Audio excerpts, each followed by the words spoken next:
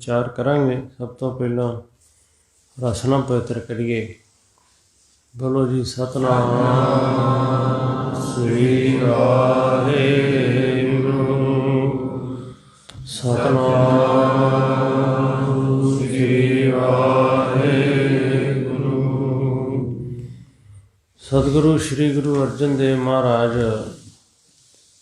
ਅੱਜ ਦੇ ਪਾਵਨ ਵਚਨ ਅੰਦਰ ਸਾਨੂੰ ਗਿਆਨ ਦਿੰਦੇ। ਮਨੁੱਖ ਕੁਝ ਵਿਚਾਰਦਾ ਰਹਿੰਦਾ ਆਪਣੇ ਮਨ ਨਾਲ, ਪਰ ਹੁੰਦਾ ਉਹ ਆ ਜੋ ਪਰਮੇਸ਼ਰ ਕਰਦਾ। ਆਦਮੀ ਹਰ ਪਲ ਹਰ ਸੈਕਿੰਡ ਇਹ ਜੀਵ ਕਈ ਤਰ੍ਹਾਂ ਦੀਆਂ ਵਿਚਾਰਾਂ ਕਰਦਾ, ਪਰ ਕਿਸੇ ਤਰ੍ਹਾਂ ਵੀ ਇਹਨੂੰ ਸਫਲਤਾ ਨਸੀਬ ਨਹੀਂ ਹੁੰਦੀ। ਇਹ ਸੱਚ ਨੂੰ ਸਮਝਾਉਣ ਲਈ ਪਾਤਸ਼ਾਹ ਸਾਨੂੰ ਇਸ ਵਚਨ ਦੁਆਰਾ ਗਿਆਨ ਦੇ ਰਿਹਾ। ਗੁਜਰੀ ਮਹੱਲਾ ਪੰਜਵਾਂ, ਚੌਪਦਾ ਪੰਜਵਾਂ। ਮਤਾ ਕਰੇ ਪੱਛਮ ਕੈ ਤਾਈ ਪੂਰਬ ਹੀ ਲੈ ਜਾਤ। ਮਤਾ ਕਰੇ, ਸਲਾਹ ਕਰੇ, ਮਨ ਵਿੱਚ ਵਿਚਾਰ ਕੀਤੀ ਜਾਵੇ ਵੀ ਸਵੇਰੇ ਇੱਧਰ ਦਾ ਕੰਮ ਆਪਾਂ ਕਰਨਾ, ਇਸ ਬੰਨੇ ਜਾਵਾਂਗੇ। ਪੱਛਮ ਵਾਲੇ ਬੰਨੇ ਜਾਣ ਦਾ ਮੰਨ ਲਓ ਇਰਾਦਾ ਬਣਾਇਆ ਹੋਵੇ, ਕਿਸੇ ਹੋਰ ਬੰਨੇ ਸਲਾਹ ਵਿਚਾਰ ਕੀਤੀ ਹੋਵੇ ਕਿ ਸਵੇਰੇ ਆਪਾਂ ਇਸ ਬੰਨੇ ਜਾਵਾਂਗੇ, ਇਸ ਤਰ੍ਹਾਂ ਦਾ ਕੰਮ ਉਹ ਕਰਾਂਗੇ। ਪਰ ਜਦੋਂ ਹੁਕਮ ਮਨੁੱਖ ਦਾ ਚੱਲਦਾ ਹੀ ਨਹੀਂ ਤੇ ਸਤਿਗੁਰੂ ਕਹਿੰਦੇ ਪੂਰਬ ਹੀ ਲੈ ਜਾਤ। ਸਲਾਹ ਵਿਚਾਰ ਪੱਛਮ ਨੂੰ ਜਾਣ ਦੀ ਕੀਤੀ ਹੋਈ, ਪਰ ਪਰਮਾਤਮਾ ਦਾ ਜੋ ਇਰਾਦਾ ਉਹ ਹੋਵੇਗਾ, ਫਿਰ ਪੂਰਬ ਵੱਲ ਜਾਣਾ ਪੈਂਦਾ। ਸਲਾਹ ਵਿਚਾਰ ਹੋਰ ਕੀਤੀ ਹੋਈ, ਪਰ ਕਰਨਾ ਉਹ ਪੈਂਦਾ ਜੋ ਪਰਮੇਸ਼ਰ ਦਾ ਹੁਕਮ ਹੈ। ਖਿਰ ਮੈਂ ਥਾਪਾ ਥਾਪਨ ਹਾਰਾ ਆਪਨ ਹਾਥ ਮਤਾਂਤ। ਇਹ ਸਲਾਹਾਂ ਮਤੇ ਮਤਾਂਤ ਲੋਕ ਤੇ ਬਣਾਉਂਦੇ ਰਹਿੰਦੇ, ਪਰ ਗੁਰਦੇਵ ਕਹਿੰਦੇ ਭਈ ਵਾਹਿਗੁਰੂ ਪਰਮਾਤਮਾ ਮਿੰਟਾਂ ਸਕਿੰਟਾਂ 'ਚ ਹੀ ਸ੍ਰਿਸ਼ਟੀ ਨੂੰ ਪੈਦਾ ਕਰਦਾ ਤੇ ਲੈਤਾ ਕਰਦਾ। ਪਰਮਾਤਮਾ ਇਹ ਸ੍ਰਿਸ਼ਟੀ ਨੂੰ ਬਣਾਉਂਦਾ ਤੇ ਖਤਮ ਕਰਦਾ। ਇਹ ਸ੍ਰਿਸ਼ਟੀ ਹਰ ਪਲ ਪੈਦਾ ਹੁੰਦੀ ਤੇ ਖਤਮ ਹੁੰਦੀ। ਇਹ ਵਾਹਿਗੁਰੂ ਦੇ ਪਰਮਾਤਮਾ ਦੇ ਆਪਣੇ ਹੱਥ ਵਿੱਚ ਹੈ। ਜਿਹਨੂੰ ਮੈਂ ਮਿੰਟਾਂ ਸਕਿੰਟਾਂ ਵਿੱਚ ਥਾਪ ਉਹ ਥਾਪਦਾ ਪੈਦਾ ਕਰਦਾ। ਉਹਦੇ ਆਪਣੇ ਹੱਥ ਵਿੱਚ ਹੀ ਇਹ ਸਾਰੀਆਂ ਤਾਕਤਾਂ। ਮਿੰਟਾਂ ਸਕਿੰਟਾਂ 'ਚ ਹੀ ਉਹ ਆਪ ਫੈਸਲਾ ਕਰਦਾ। ਇਹ ਫੈਸਲੇ ਵਾਹਿਗੁਰੂ ਪਰਮੇਸ਼ਰ ਦੇ ਹੱਥ ਵਿੱਚ ਆ, ਕਿਸੇ ਮਨੁੱਖ ਦੇ ਹੱਥ ਵਿੱਚ ਨਹੀਂ ਹੈ। ਸਾਨੂੰ ਗੁਰਦੇਵ ਸਮਝਾ ਰਿਹਾ ਵੀ ਆਪਣੇ ਫੈਸਲੇ ਕਰਨੇ, ਆਪਣੀਆਂ ਸਲਾਹਾਂ ਕਰਨੀਆਂ, ਮਤੇ ਪਕਾਉਣੇ, ਇਹ ਕਿਸੇ ਵੀ ਮਨੁੱਖ ਦੇ ਹੱਥ ਵਿੱਚ ਨਹੀਂ। ਜੋ ਪਰਮੇਸ਼ਰ ਵੱਲੋਂ ਹੁਕਮ ਹੋਊਗਾ ਉਹ ਸਾਨੂੰ ਸਮਝ ਪੈ ਜਾਵੇ ਵੀ ਜਦੋਂ ਰੱਬ ਦਾ ਹੁਕਮ ਸਾਤਿਆ ਤੇ ਸਾਡੇ ਵਿਚਾਰ ਆ ਸਾਤਿਆ ਤੇ ਅਸੀਂ ਫਿਰ ਮਾਇਆ ਵਿੱਚ ਲੱਗ ਕੇ ਸਾਰੀ ਦਿਹਾੜੀ ਸਾਰੀ ਰਾਤ ਜਿਹੜੀਆਂ ਵਿਚਾਰਾਂ ਕਰਦੇ ਰਹਿੰਦੇ, ਉਹ ਕਾਮਯਾਬ ਨਹੀਂ ਹੈ। ਕਾਮਯਾਬ ਆ ਮਨੁੱਖ ਦਾ ਪਰਮਾਤਮਾ ਪ੍ਰਤੀ ਸ਼ਰਧਾ ਰੱਖਣਾ ਤੇ ਨਾਮ ਜਪਣਾ। ਕਾਮਯਾਬ ਆ ਵਾਹਿਗੁਰੂ ਪਰਮਾਤਮਾ ਪਰਮੇਸ਼ਰ ਦਾ ਹੁਕਮ, ਤੇ ਜਿਹੜਾ ਹੁਕਮ ਵਿੱਚ ਰਹਿੰਦਾ, ਰਜਾ ਵਿੱਚ ਰਹਿੰਦਾ, ਉਹ ਸੁਖੀ ਹੈ। ਜਿਹੜਾ ਆਪਣੀ ਮੱਤ ਨਾਲ ਇੱਧਰ ਉੱਧਰ ਵਿਚਾਰਾਂ ਕਰਦਾ ਰਹਿੰਦਾ, ਪਰਮੇਸ਼ਰ ਦਾ ਨਾਮ ਨਹੀਂ ਜਪਦਾ, ਉਹਨੂੰ ਫਿਰ ਦੁਖੀ ਹੋਣਾ ਪੈਂਦਾ, ਕਿਉਂਕਿ ਉਹਦੀ ਮਰਜ਼ੀ ਪੂਰੀ ਨਹੀਂ ਹੁੰਦੀ। ਸਿਆਣਪ ਕਾਹੂੰ ਕਾਮ ਨਾਥ। ਸਿਆਣਪਾਂ, ਚਲਾਕੀਆਂ, ਚਤਰਾਈਆਂ ਇਹ ਮਨੁੱਖ ਦੇ ਕਿਸੇ ਕੰਮ ਨਹੀਂ ਆਉਂਦੀਆਂ। ਜੋ ਨਿਰੂਪਿਓ ਠਾਕਰ ਮੇਰੇ ਹੋਈ ਰਹੀ ਸੋ ਬਾਤ।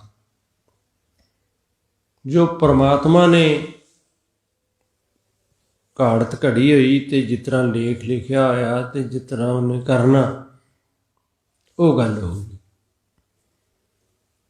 ਕਿਸੇ ਦੀ ਸਿਆਣਪ ਚਲਾਕੀਆਂ ਚਤਰਾਈਆਂ ਕੰਮ ਨਹੀਂ ਆਉਣਗੀਆਂ, ਸਿਰਫ ਪਰਮੇਸ਼ਰ ਦਾ ਹੁਕਮ ਹੀ ਚੱਲੂਗਾ।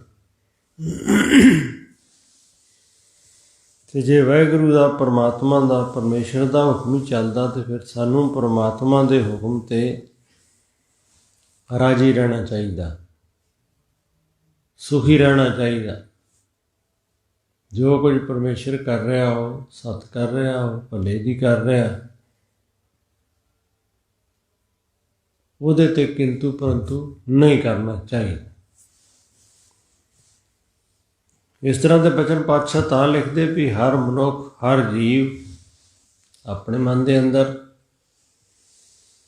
ਕਈ ਤਰ੍ਹਾਂ ਦੇ ਖਿਆਲ ਫੁਰਨੇ ਸ਼ੇਖ ਚਲੀ ਦੀ ਤਰ੍ਹਾਂ ਕਰਦਾ ਰਹਿੰਦਾ, ਵਿਚਾਰਦਾ ਰਹਿੰਦਾ।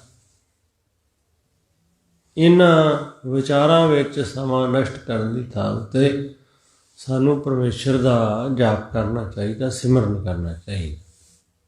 ਸਿਮਰਨ ਜਦੋਂ ਚੇਤਾ ਇਹਨਾਂ ਗੱਲਾਂ ਦਾ ਮਨੁੱਖ ਕਰਦਾ ਰਹਿੰਦਾ, ਆਪਣੀਆਂ ਚਲਾਕੀਆਂ ਦਾ, ਸਿਆਣਪਾਂ ਦਾ ਇਸ ਤਰ੍ਹਾਂ ਚੇਤਾ ਕਰਦਾ ਰਹਿੰਦਾ, ਆਪੇ ਹੀ ਫਿਰ ਮਨ ਘੜਤ ਕਹਾਣੀਆਂ ਘੜਦਾ ਰਹਿੰਦਾ, ਕਦੀ ਲੋਭ ਦੀਆਂ, ਕਦੀ ਕਾਮ ਦੀਆਂ, ਕਦੀ ਤ੍ਰਿਸ਼ਨਾ ਦੀਆਂ। ਇਸ ਤਰ੍ਹਾਂ ਸੱਚਾਈ ਦੱਸ ਰਿਹਾ ਸਤਿਗੁਰੂ ਕੋਈ ਸਾਨੂੰ ਸਮਝ ਪੈ ਜਾਵੇ ਅਸਲ ਗੱਲ ਦੀ, ਅਸੀਂ ਖਤਰਾ ਨਾ ਖਾਈਏ, ਇਹ ਗੱਲ ਅਸੀਂ ਯਾਦ ਰੱਖੀਏ, ਅਤੇ ਫਿਰ ਸਾਨੂੰ ਮਨ ਅੰਦਰ ਜਿਹੜੇ ਫੁਰਨੇ ਫੁਰਦੇ ਆ ਸੰਕਲਪ, ਉਹ ਨਹੀਂ ਫੁਰਨਗੇ।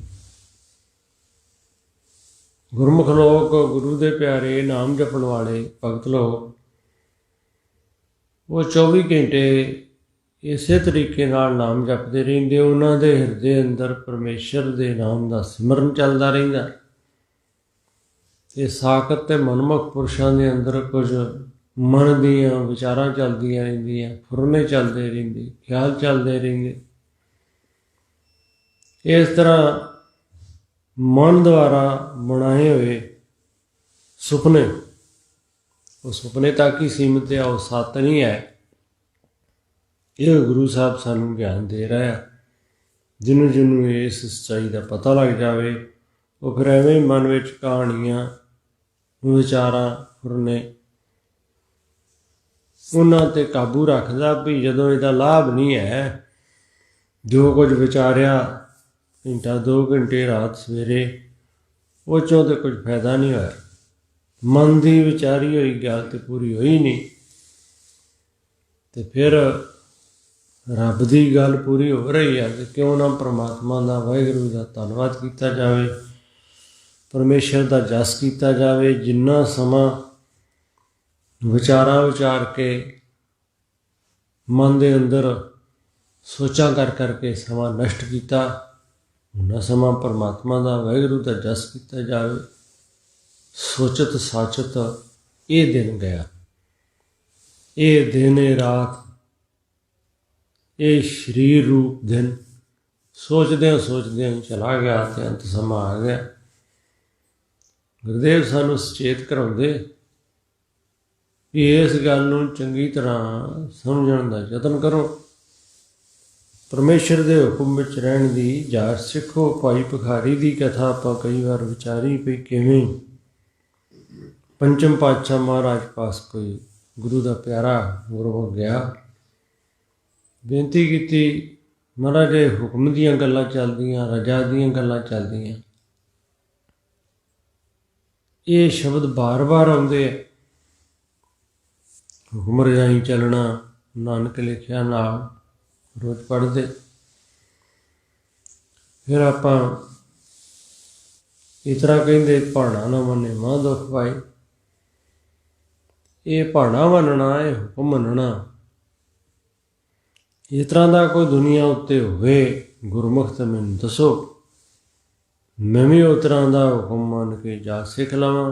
ਹਰ ਪਲ, ਹਰ ਸੈਕਿੰਡ ਦਿਮਾਗ 'ਚ ਫੁਰਨੇ ਵਿਚਾਰ ਕਿੰਤੂ ਪਰੰਤੂ ਦੇ ਵਿਚਾਰ ਵਾਦ-ਵਿਵਾਦ ਦੀਆਂ ਗੱਲਾਂ ਫਿਰਦੀਆਂ ਰਹਿੰਦੀਆਂ। ਸਤਿਗੁਰੂ ਜੀ ਨੇ ਫਿਰ ਭਾਈ ਭਿਖਾਰੀ ਜੀ ਪਾਸ ਭੇਜਿਆ, ਜਿਹਨੂੰ ਚੰਗੀ ਤਰ੍ਹਾਂ ਪਤਾ ਪਈ ਜੋ ਕੁਝ ਮੈਂ ਕਰ ਰਿਹਾ ਅਤੇ ਜੋ ਕੁਝ ਹੋ ਰਿਹਾ ਉਹਨੂੰ ਚੰਗੀ ਤਰ੍ਹਾਂ ਸਮਝਣ ਦੀ ਜ਼ਰੂਰਤ ਹੈ। ਉਹ ਚੰਗੀ ਤਰ੍ਹਾਂ ਜਾਣਦਾ ਪਈ ਸਮਾਂ ਆਪਣੇ ਢੰਗ ਨਾਲ ਚੱਲ ਰਿਹਾ, ਜੋ ਕੁਝ ਵਾਹਿਗੁਰੂ ਨੇ ਕਰਨਾ ਉਹ ਕਰ ਰਿਹਾ, ਉਹ ਕੀਤਾ ਹੋਇਆ ਬਦਲੂਗਾ ਨਹੀਂ। ਇਸ ਲਈ ਨਾ ਤਾਂ ਉਹ ਤਪੜੀ ਸੀਂਦਾ ਹੋਇਆ ਪਤਾ ਵੀ ਪੁੱਤਰ ਦੀ ਮੌਤ ਹੋ ਜਾਣੀ ਹੈ, ਨਾ ਤਪੜੀ ਸੀਂਦਾ ਹੋਇਆ ਦੁਖੀ ਹੈ, ਵਿਆਹ ਦਾ ਸਮਾਨ ਤਿਆਰ ਹੋ ਰਿਹਾ ਬੱਚੇ ਦਾ। ਉਹ ਪਰਮੇਸ਼ਰ ਦੇ ਹੁਕਮ ਨੂੰ ਸੱਤ ਕਰਕੇ ਕਰੀ ਜਾ ਰਿਹਾ। ਗੁਰਮੁਖ ਪੁੱਜਾ ਉਹਨੇ ਵੇਖਿਆ ਭਈ ਇਹ ਵਿਆਹ ਦਾ ਪ੍ਰੋਗਰਾਮ ਆ, ਇੱਧਰ ਕੋਈ ਸੁਆਈ ਕਰ ਰਿਹਾ। ਤਪੜੀ ਆਦਿਕ ਜਿਹੜੀ ਲੋਕਾਂ ਦੇ ਬਹਿਣ ਦੀ ਆਮ ਤੌਰ 'ਤੇ ਜਦੋਂ ਮਰਗ ਹੋ ਜਾਂਦੀ ਅਤੇ ਆਪਾਂ ਫਿਰ ਦਰੀ ਆਦਿਕ ਵਿਛਾ ਕੇ ਬਹਿੰਦੇ ਪਰਛਾਉਣ ਵਾਸਤੇ ਜਾਂਦੇ ਹੁੰਦੇ। ਪੁੱਛਿਆ ਇਹ ਕਿਉਂ ਬਣਾ ਰਿਹਾ ਪ੍ਰੋਗਰਾਮ, ਅਤੇ ਵਿਆਹ ਦਾ ਚੱਲ ਰਿਹਾ। ਗੁਰੂ ਸਾਹਿਬ ਨੇ ਮੈਨੂੰ ਤੁਹਾਡੇ ਪਾਸ ਭੇਜਿਆ, ਹੁਕਮ ਮੰਨਣ ਦੀ ਮੈਨੂੰ ਜਾਚ ਆ ਜਾਵੇ, ਸਿੱਖਣ ਲਈ ਆਇਆ ਹੋਇਆ। ਭਾਈ ਭਿਖਾਰੀ ਜੀ ਨੇ ਆਖਿਆ ਠੀਕ ਹੈ, ਜਲ ਪਾਣੀ ਛਕੋ, ਬਹੁਤ ਚੰਗਾ, ਤੁਸੀਂ ਧੰਨ ਗੁਰੂ ਅਰਜਨ ਦੇਵ ਮਹਾਰਾਜ ਪਾਸੋਂ ਆਏ ਜੇ। ਇਸ ਤਰ੍ਹਾਂ ਗੁਰੂ ਦਾ ਸਿੱਖ ਜਾਣ ਕੇ ਬਹੁਤ ਸੇਵਾ ਕੀਤੀ। ਗੱਲਾਂ ਪਰਮੇਸ਼ਰ ਦੀਆਂ ਚੱਲਦੀਆਂ, ਗੱਲਾਂ ਵਾਹਿਗੁਰੂ ਦੀਆਂ, ਧੰਨ ਗੁਰੂ ਅਰਜਨ ਦੇਵ ਮਹਾਰਾਜ ਦੇ ਜਸ ਦੀਆਂ, ਉਪਮਾ ਭਗਵਾਨ ਦੀ ਕੀਤੀ ਜਾ ਰਹੀ ਹੈ, ਸਲਾਹ ਵਿਚਾਰ ਕੀਤੀ ਜਾ ਰਹੀ। ਉਹ ਵਿਖਾ ਰਿਹਾ ਵੀ ਵੇਖੋ ਇੱਧਰਲੇ ਬੰਨੇ ਮਠਿਆਈਆਂ ਦਾ ਪ੍ਰਬੰਧ ਹੋ ਰਿਹਾ, ਕੱਪੜੇ ਸੀਤੇ ਜਾ ਰਹੇ ਆ ਵਿਆਹ ਵਾਸਤੇ, ਗਹਿਣੇ ਆਦਿ ਤਿਆਰ ਕੀਤੇ ਜਾ ਰਹੇ। ਇੱਧਰ ਫਿਰ ਜਿਹੜੀ ਤਪੜੀ ਸੀਤੀ ਜਾ ਰਹੀ ਉਹਦਾ ਵੀ ਪੁੱਛਿਆ, ਉਹਨੇ ਕਿਹਾ ਸਮਾਂ ਆਉਣ 'ਤੇ ਦੱਸਾਂਗਾ। ਕੁਝ ਦਿਨ ਉਹ ਗੁਰੂ ਦਾ ਸਿੱਖ ਕੋਲ ਰਿਹਾ ਭਾਈ ਭਿਖਾਰੀ ਦੇ। ਜਨ ਚੜ੍ਹੀ, ਵਿਆਹ ਹੋਣ ਉਪਰੰਤ ਫਿਰ ਉਹ ਅਗਲੇ ਦਿਨ ਉਹਦੇ ਦਰਦ ਹੋਈ, ਲੜਕੇ ਦੇ ਉਹਦੀ ਮੌਤ ਹੋ ਗਈ।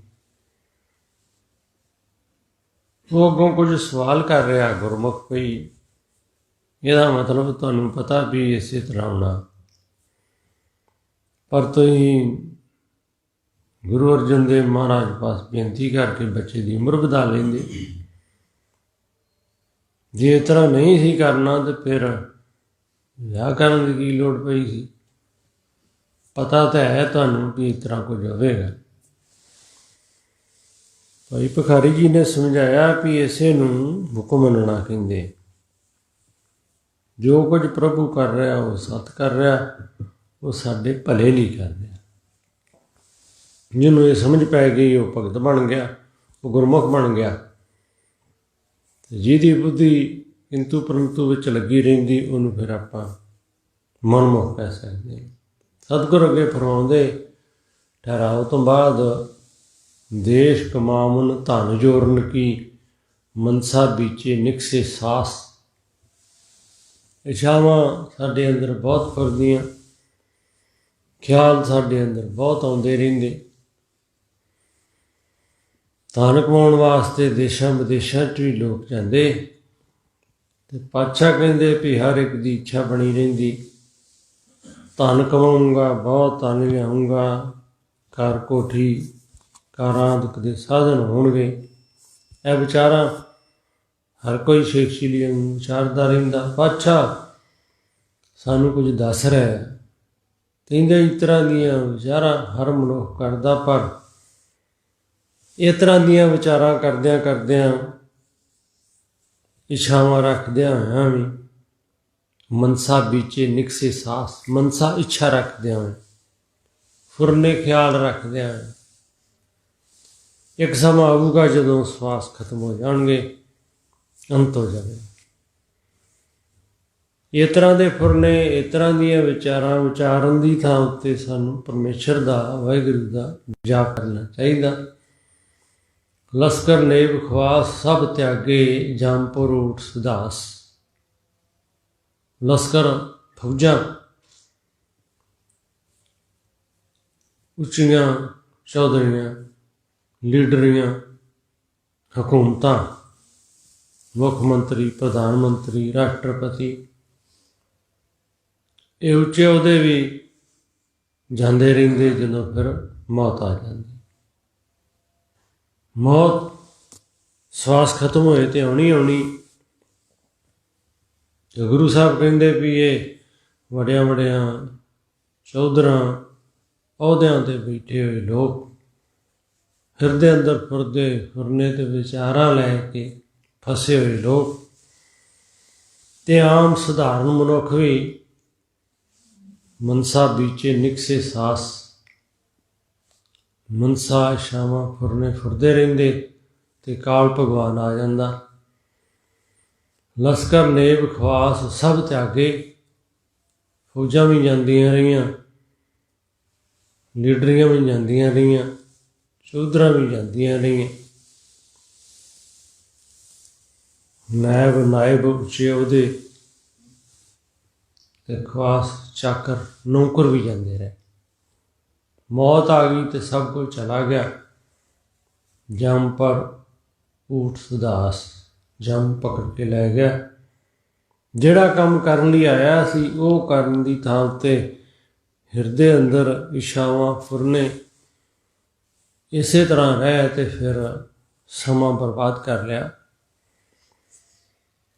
ਸਤਿਗੁਰ ਅੱਗੇ ਫਰਮਾਉਂਦੇ, ਹੋਏ ਅਨਨ ਮਨ ਹਠ ਕੀ ਦ੍ਰਿੜਤਾ। ਮਨ ਦੇ ਅੰਦਰ ਵਿਚਾਰ, ਮਨ ਦੀ ਮੱਤ ਨਾਲ ਮਨ ਮੁਕਤਾ ਕਰਕੇ ਮਨ ਦੇ ਅੰਦਰ ਜਿਹੜੇ ਫੁਰਨੇ ਫੁਰ ਰਹੇ ਆ ਵੀ ਜੋ ਕੁਝ ਮੈਂ ਕਰ ਰਿਹਾ ਉਹ ਠੀਕ ਹੈ।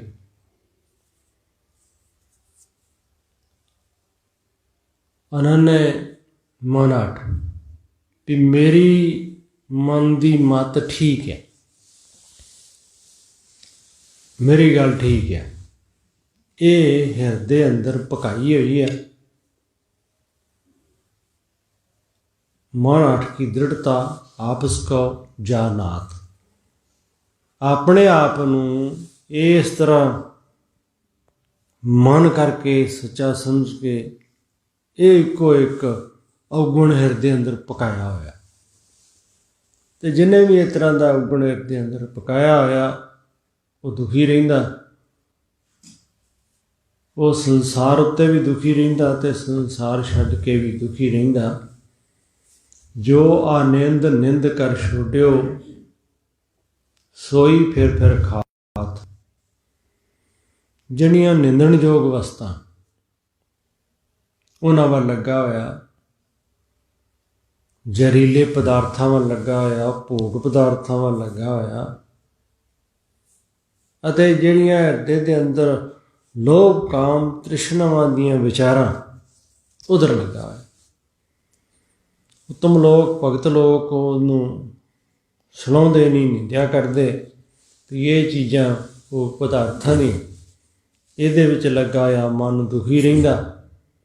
ਪਰ ਮਨਮੁਖ ਪੁਰਸ਼ ਫਿਰ ਉਹ ਕੁਝ ਹੀ ਛਕ ਰਿਹਾ, ਨਾਮ ਦਾ ਰਸ ਨਹੀਂ ਲੈ ਰਿਹਾ, ਇਸ ਕਰਕੇ ਦੁਖੀ ਹੋ ਰਿਹਾ।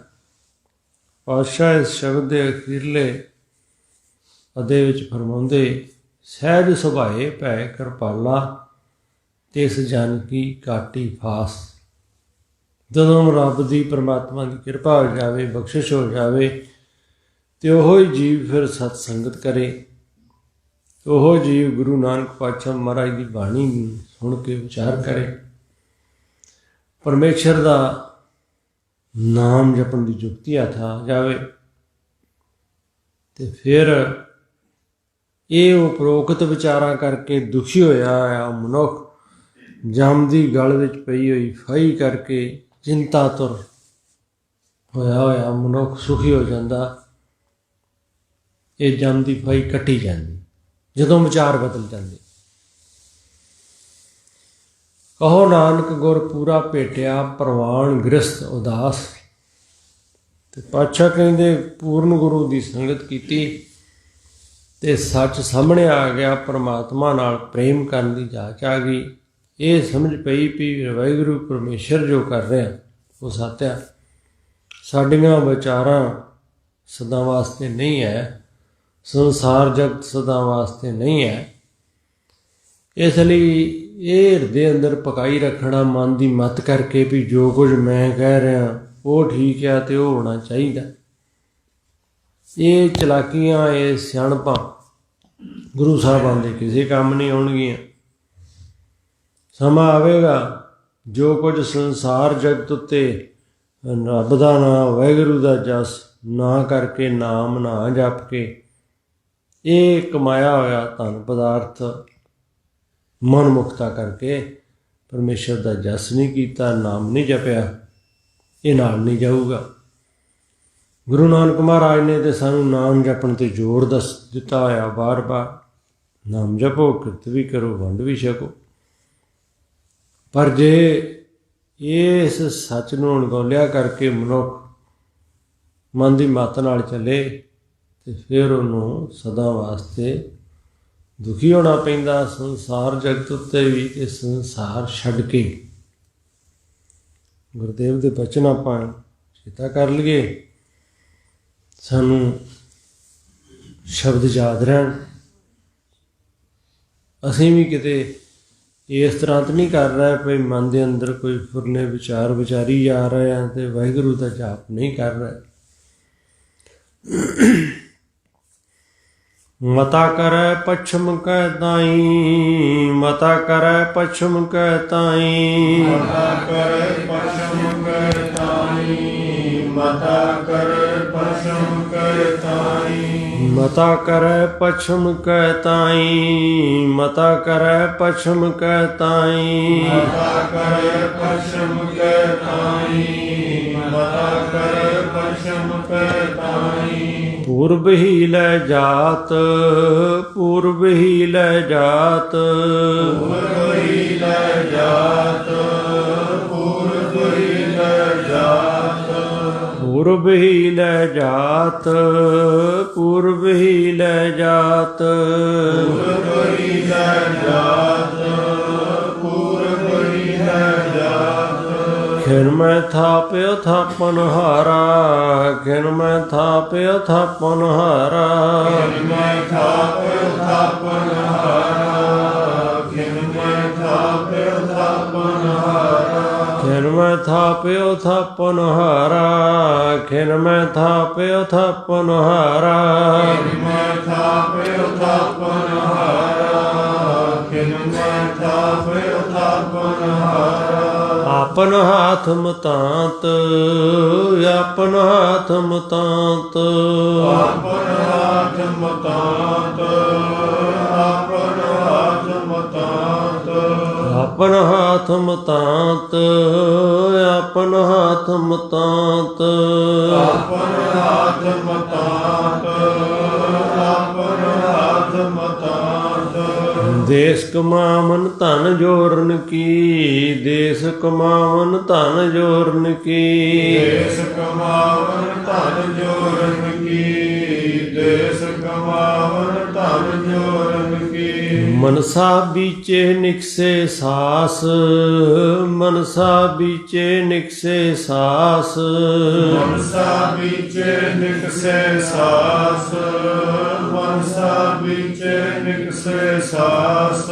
ਸਹਿਜ ਸੁਭਾਏ ਭੈ ਕਿਰਪਾਲਾ, ਸਹਿਜ ਸੁਭਾਏ ਭੈ ਕਿਰਪਾਲਾ, ਸਹਿਜ ਸੁਭਾਏ ਭਏ ਕਿਰਪਾਲਾ, ਸਹਿਜ ਸੁਭਾਏ ਭਏ ਕਿਰਪਾਲਾ, ਸਹਿਜ ਸੁਭਾਏ ਭੈ ਕਿਰਪਾਲਾ, ਸਹਿਜ ਸੁਭਾਏ ਭੈ ਕਿਰਪਾਲਾ, ਸਹਿਜ ਸੁਭਾਏ ਭਏ ਕਿਰਪਾਲਾ, ਸਹਿਜ ਸੁਭਾਏ ਭਏ ਕਿਰਪਾਲਾ। ਤਿਸ ਜਨ ਕੀ ਘਾਟੀ ਫਾਸ, ਤਿਸ ਜਨ ਕੀ ਘਾਟੀ ਫਾਸ।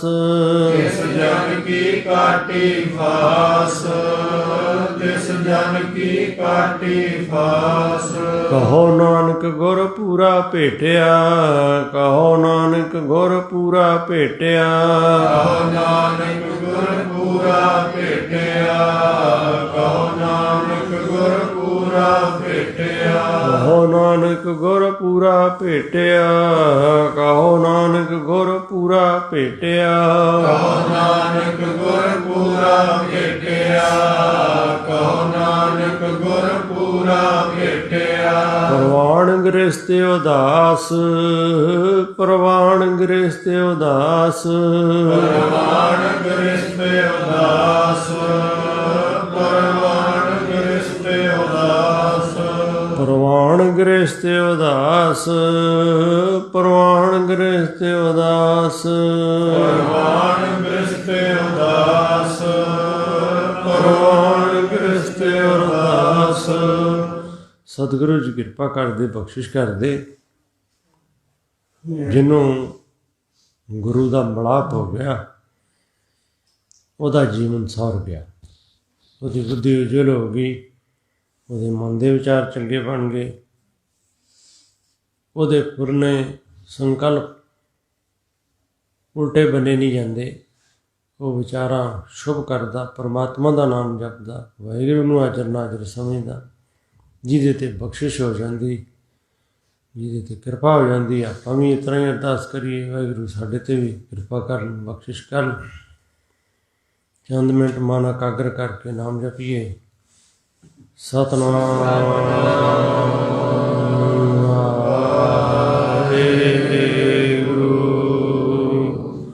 ਸਤਿਨਾਮ